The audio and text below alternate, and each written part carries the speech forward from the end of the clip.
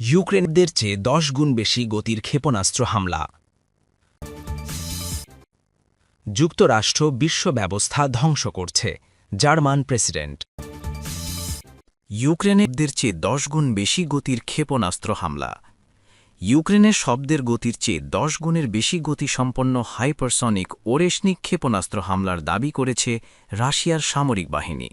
Moscow বলছে, গত মাসে প্রেসিডেন্ট ভ্লাদিমির পুতিনের সরকারি বাসভবনে ইউক্রেনের ড্রোন হামলার চেষ্টার জবাবে এ হামলা চালানো হয়েছে। শুক্রবার এক বিবৃতিতে রুশ সামরিক বাহিনী জানায়, এটি দ্বিতীয়বারের মতো মধ্যম পাল্লার ওরেশনিক ক্ষেপণাস্ত্র ব্যবহারের ঘটনা। রাশিয়ার প্রতিরক্ষা মন্ত্রণালয় জানিয়েছে, হামলায় ইউক্রেনের গুরুত্বপূর্ণ লক্ষ্যবস্তুতে সফলভাবে আঘাত করা হয়েছে। তাদের দাবি, লক্ষ্যবস্তুর মধ্যে ছিল একটি ড্রোন উৎপাদন কারখানা, যেখানকার ড্রোন নাকি পুতিনের বাসভবনে হামলার চেষ্টায় ব্যবহার করা হয়েছিল। পাশাপাশি জ্বালানি অবকাঠামো লক্ষ্য করা হয়।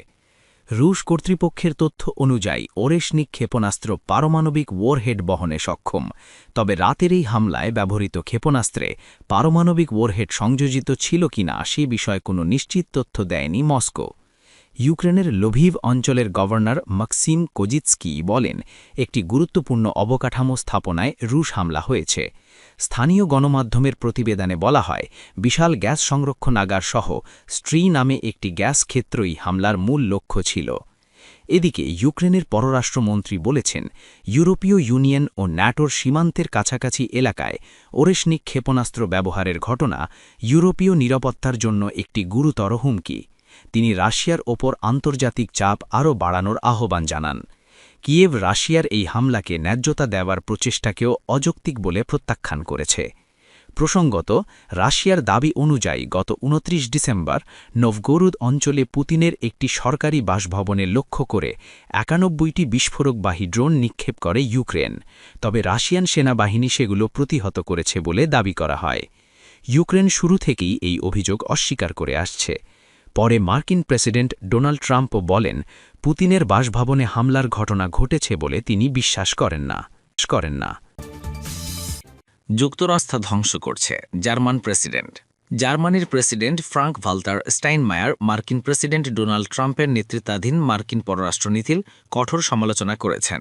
তিনি বিশ্বকে সতর্ক করে বলেছেন, আন্তর্জাতিক ব্যবস্থা ভেঙে পড়ে যেন লুটেদের আস্তানায় পরিণত না হয়, যেখানে নীতিহীন শক্তিধররা তাদের যা খুশি তা দখল করে নেবে। গত সপ্তাহে ভেনেজুয়েলার প্রেসিডেন্ট নিকোলাস মাদুরোকে ক্ষমতা থেকে সরানোর ঘটনার দিকেই ইঙ্গিত করে জার্মান প্রেসিডেন্ট এই মন্তব্য করেছেন বলে মনে করা হচ্ছে। কঠোর ভাষায় দেওয়া এক বক্তব্যে জার্মানির প্রেসিডেন্ট ও সাবেক পররাষ্ট্রমন্ত্রী ফ্রাঙ্ক ভাল্টার স্টাইনমায়ার বলেন, বিশ্বজুড়ে গণতন্ত্র এখন আগের যে কোনো সময়ের চেয়ে বেশি আক্রমণের মুখে পড়েছে।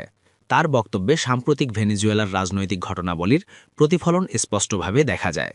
যদিও জার্মান প্রেসিডেন্টের পদটি মূলত আনুষ্ঠানিক, তবুও তার কথার রাজনৈতিক গুরুত্ব রয়েছে। পাশাপাশি সক্রিয় রাজনীতিবিদদের তুলনায় তিনি নিজের মতামত প্রকাশে তুলনামূলকভাবে বেশি স্বাধীনতা ভোগ করেন। স্টাইনমায়ার বলেন, রাশিয়ার ক্রিমিয়া দখল এবং ইউক্রেনে পূর্ণমাত্রার আগ্রাসন ছিল ইতিহাসের একটি বড় মোড়। তার মতে যুক্তরাষ্ট্রের বর্তমান আচরণ সেই ধারাবাহিকতায় আরেকটি বড় ঐতিহাসিক পরিবর্তনের ইঙ্গিত দিচ্ছে। বুধবার গভীর রাতে এক সিম্পোজিয়ামে দেওয়া বক্তব্যে তিনি বলেন, সবচেয়ে উদ্বেগের বিষয় হল আমাদের সবচেয়ে গুরুত্বপূর্ণ অংশীদার যুক্তরাষ্ট্রের মূল্যবোধের ভাঙ্গন, অথচ এই দেশটি একসময় বর্তমান বিশ্ব ব্যবস্থা গড়ে তুলতে বড় ভূমিকা রেখেছিল। তিনি আরও বলেন, এখন সবচেয়ে জরুরি হল বিশ্ব যেন এমন অবস্থায় না পৌঁছায় যেখানে এটি লুটেদের আস্তানায় পরিণত হয়, এমন এক পরিস্থিতি যেখানে সবচেয়ে নীতিহীন শক্তিগুলো যা খুশি দখল করে নেয় এবং অঞ্চল বা পুরো দেশ কয়েকটি পরাশক্তির সম্পত্তি হিসেবে বিবেচিত হয়। এদিকে বৃহস্পতিবার জার্মানির সরকারি সম্প্রচার মাধ্যম এআরডি পরিচালিত এক জনমত জরিপে দেখা গেছে, জরিপে অংশ নেওয়া ৭৬% জার্মান নাগরিক মনে করেন যুক্তরাষ্ট্র এখন আর এমন কোনো অংশীদার নয় যার ওপর জার্মানি নির্ভর করতে পারে। এটি ২০২৫ সালের জুনের তুলনায় ৩% পয়েন্ট বেশি। মাত্র ১৫% উত্তরদাতা বলেছেন তারা যুক্তরাষ্ট্রের ওপর আস্থা রাখতে পারেন, যা এই নিয়মিত জরিপে এখন পর্যন্ত সর্বনিম্ন হার। এর বিপরীতে প্রায় ৩/৪ জার্মান নাগরিক বলেছেন তারা ফ্রান্স ও ব্রিটেনের ওপর নির্ভর করতে পারেন। জরিপে আরও দেখা গেছে ৬৯% জার্মান ইউরোপের নিরাপত্তা নিয়ে চিন্তিত। প্রায় একই সংখ্যক মানুষ মনে করেন ন্যাটোর সদস্য দেশগুলো এখন আর যুক্তরাষ্ট্রের সুরক্ষার ওপর ভরসা করতে পারে না।